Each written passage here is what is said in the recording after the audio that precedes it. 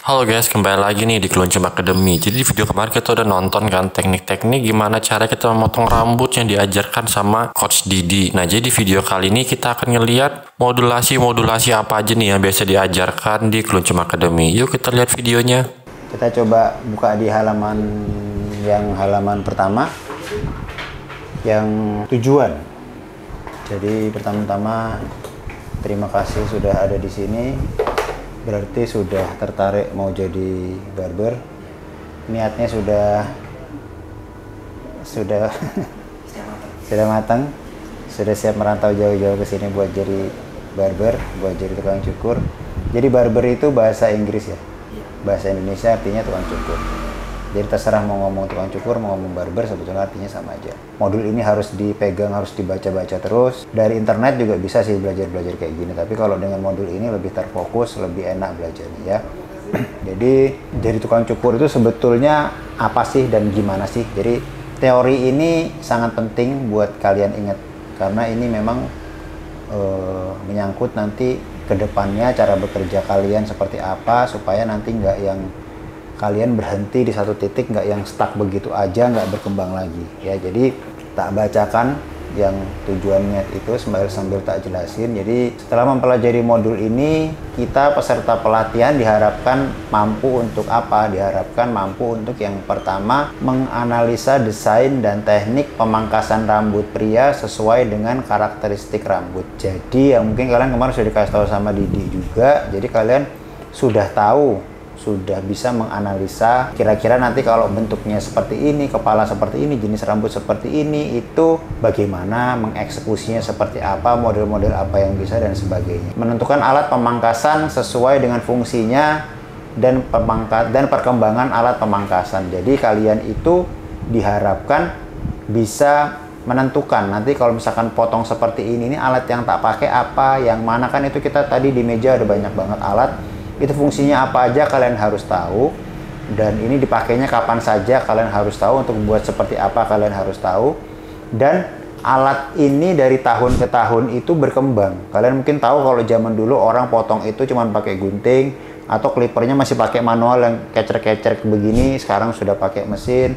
Terus sekarang ada clipper yang kecil itu namanya trimmer. Itu alat itu berkembang terus, jadi kalian harus mempelajari itu terus. Yang tadi dipelajari juga, yang mungkin kemarin juga kalian sudah dijelaskan, itu nggak asal pangkas aja, nggak asal potong aja.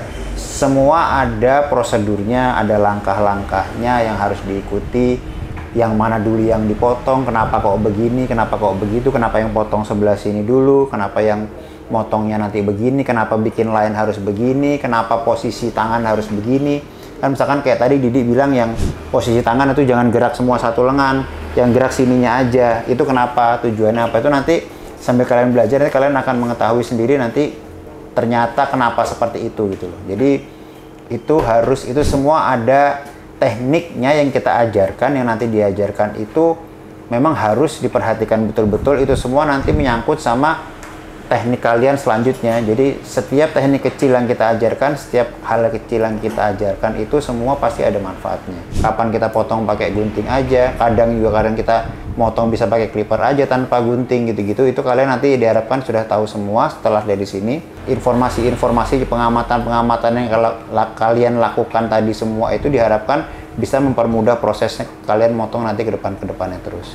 Menganalisa desain dan teknik pemangkasan rambut ini sesuai karakternya gitu kan. Apakah aku sudah ngerti ini alat-alat barber ini fungsinya semua apa aja alat-alat ini. Kalau di barber itu adalah proses desain dan teknik pemangkasan rambut pria sesuai dengan karakteristik rambut. Terus pemangkasan adalah kegiatan mengurangi panjang rambut, pastinya motong rambut khususnya pada pria dengan bantuan alat, serta dilanjutkan dengan kegiatan-kegiatan yang lain. Pangkas rambut itu sebetulnya tujuannya apa aja? Yang pertama itu untuk mengurangi panjang dan ketebalan rambut pastinya. Jadi mangkas itu tidak cuma motong ya. Jadi yang motong, memendekkan untuk mengurangi panjang dan juga untuk mengurangi ketebalan. Mengurangi ketebalan itu nanti tekniknya ada sendiri, beda dengan memotong. Ya, jadi nanti itu diingat.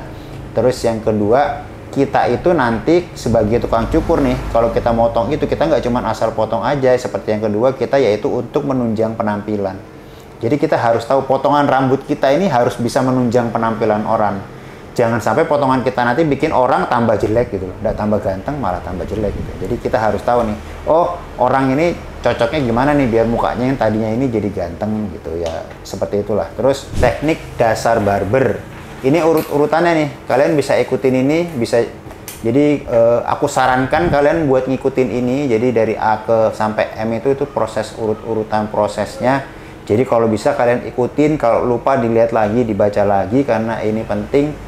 Kalau terlewat nanti bisa berpengaruh juga sama potongan kalian ya. Jadi teknik dasar barber itu yang pertama itu teknik konsultasi, analisa dan diagnosa jenis rambut. Diagnosa itu maksudnya penilaian ya jenis rambut dan kulit kepala. Maksudnya apa ya? Kalian sebagai tukang cukur ya harus juga bisa menguasai teknik konsultasi. Mungkin yang kalau Didi sering bilang itu teknik mediasi. Cara kita ngobrol sama pelanggan. Kita harus tahu nih, kita ketika pelanggan datang kita harus tanya nih mau potong gimana, kenapa minta potongan seperti itu gitu kan. Malah kalau lebih mahirnya lagi, kita juga bisa sudah menilai kayak, oh masnya bapaknya kerjanya apa, misalkan kerjanya saya banyak kerja saya orang bank misalnya. Oh berarti orang bank ini biasa kalau kerja harus rapi terus rambutnya, jadi gimana buatnya harus rapi, pakai minyak rambut dan sebagainya gitu. Konsep pengenalan bentuk wajah. Nah ini yang penting, nanti di bawah nanti ada mengenali bentuk wajah seperti apa. Itu biasanya kalau Didi dari apa, rahang di ngelihatnya dari mana di? Ya dari rahang mungkin nanti diajarinnya, atau nanti dari bentuk kepalanya gimana, dilihat dari rahangnya gimana. Itu kita harus tahu nanti kalau bentuk wajah seperti itu, potongan-potongan apa yang cocok kita harus tahu. Terus yang ketiga itu diagram pengguntingan. Itu diagram itu sebetulnya kalau bahasa Indonesianya mungkin apa ya, kayak layer-layer, kayak garis-garis, mana yang ini, yang kayak digambar di boneka itu sama Didi, itu kalian harus paham. Itu kan dikasih nomor 1, 2, 3, atas, bawah, mid, low, high. Nah itu kalian harus tahu, area-area di diagram pengguntingan tuh harus tahu, nanti itu penting. Nah yang keempat, model guntingan atau model cukurannya nanti di bawah ada macam-macam model. Nanti juga sambil belajar, kalian juga sambil lihat, sambil nanti belajar segala macam, nanti akan tahu model-model rambut itu, side part lah, model mulet lah, atau model apa, cepak gitu kan, basket, macam-macam.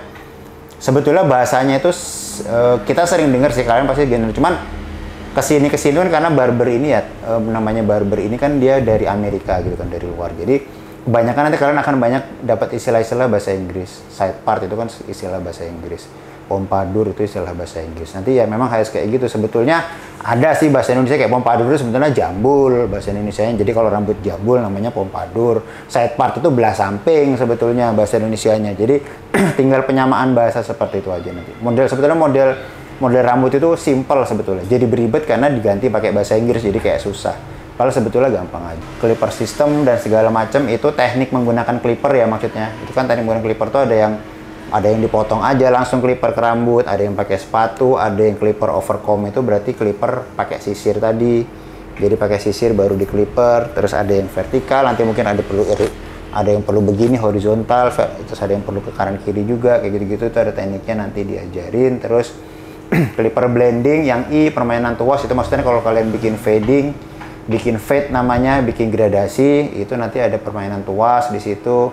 Ada caranya ngeblending pakai clipper, pakai 0, 1, 1,5, terus mainkan tuasnya dan segala macem. Gunting ada 2, gunting potong sama gunting sasak, pasti udah dijelasin. Nah itu gunting sasak itu nanti ada berbagai macam juga.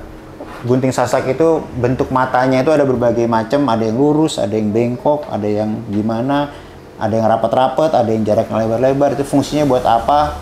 Nanti kalian cari tahu juga, nanti dijelaskan juga, cari tahu juga.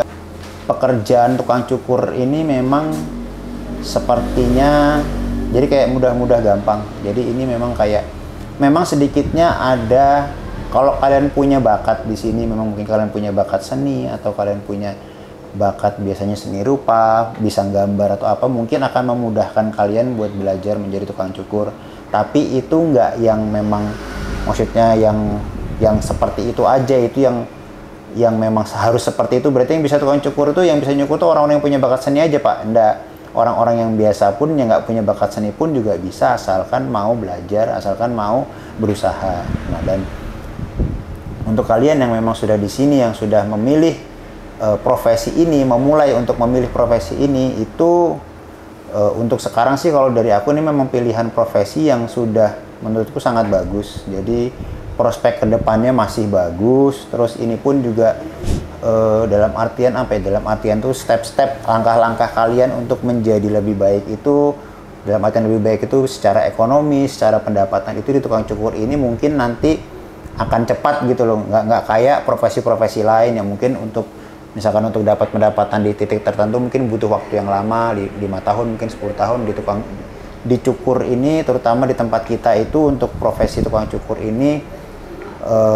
kenaikannya cepat lah. Jadi kalian akan bisa merasakan kenaikannya mungkin kalau dari teman-teman yang kalian tahu kenal juga yang kerja di sini yang mungkin baru setahun, 2 tahun, 3 tahun itu udah kerasa manfaatnya. Jadi maksudku ngomong begitu apa ya, di sini aku mau menekankan kalau itu tadi pilihan kalian tuh sudah tepat. Jadi kalian tinggal fokus untuk bekerja, fokus untuk belajar. Jadi kalau nanti misalkan apa yang dikasih tahu sama Mas Didi ya didengarkan gitu kan, karena dia ini biar begini begitu dia juga memang adalah menurutku contoh yang berhasil dari profesi tukang cukur ini gitu. Jadi nggak banyak tukang cukur yang dalam artian bisa ada di level seperti si Didi ini gitu. Jadi memang ini adalah contoh yang baik lah, contoh yang sempurna untuk nanti bisa diikutin. Jadi harapanku kalian juga nanti selain bisa mendengarkan dia juga, kalau misalkan nanti apapun yang saran-saran selanjutnya mengenai bagaimana cara kalian bekerja, bagaimana cara kalian bersikap sama orang dan yang lain sebagainya itu ya kalian ikutin aja lah. Namanya kan lagi proses awal merintis, dalam beberapa mungkin 1, 2, 3 tahun ke depan nanti aku yakin mungkin setelah kalian bisa mungkin 1, 2 tahun aja kalian sudah akan ngerasakan manfaatnya gitu. Mungkin 1 tahun pun mungkin sudah akan kerasa manfaatnya. Jadi harapanku yaitu tadi kalian fokus aja. Jadi apa yang sudah kalian korbankan untuk ada di sini, mungkin sudah mengorbankan banyak nih, jauh dari keluarga jadinya, atau ya apapun itulah berpisah dari keluarga, mungkin ada yang sudah mengorbankan uang juga biar bisa sampai ke sini. Yaitu pengorbanan itu insya Allah nanti nggak akan sia-sia. Yang penting kalian mau belajar, mau meningkatkan terus, mau belajar terus lah. Jadi ini udah profesi yang menurutku sangat baik, profesi yang sudah cukup. Kalau emang sudah dipilih ya sudah lakukan terus menerus, belajar terus menerus, lakukan terus menerus, itu nanti insya Allah nanti baik-baik aja hasilnya. Semua pasti perbaikan di kehidupan kalian insya Allah pasti akan terlihat dalam waktu yang tidak terlalu lama. Yang penting kalian bisa fokus, ikutin aja flow-nya, ikutin aja gelombang alirannya, ya nanti insya Allah bisa lebih baik lagi. Thank you banget buat kalian yang udah nonton video ini. Jangan lupa like and subscribe YouTube-nya Keluncum. See you, bye, and next time. Dah.